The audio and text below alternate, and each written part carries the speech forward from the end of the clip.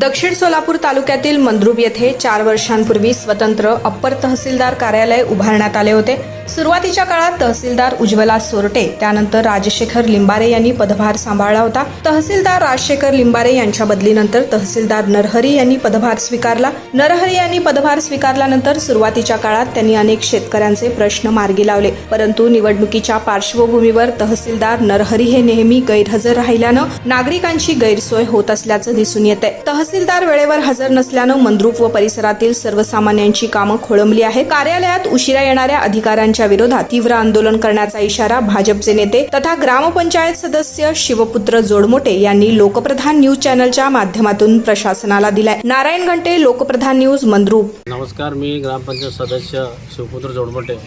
आज या तहसीलदार ऑफिसमध्ये गेल्या महिनाभरापासून या ठिकाणी अधिकारी तहसीलदार साहेब उपलब्ध नाहीत।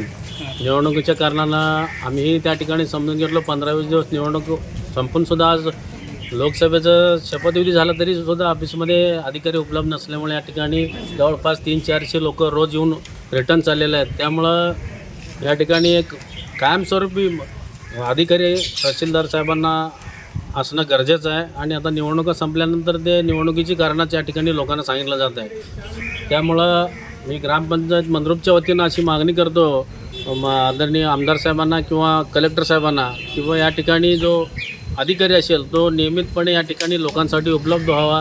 या ठिकाणी वयस्कर वृद्ध लोकांची अनेक कामं घेऊन या ठिकाणी गेली 8 दिवस झालं लोक हेलपाटे मारत आहेत।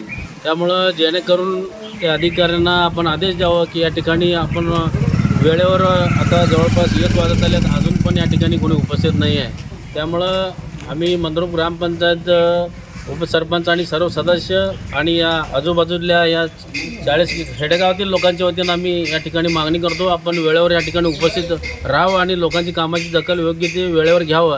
अन्यथा आम्हाला आपल्या विरोधात उपोषणास बसण्याचा आम्ही मानस या ठिकाणी करतोय, तरी याची दखल घेऊन आपण या ठिकाणी लोकांची सोय करण्यात यावी अशी मी आपल्याला विनंती करतो।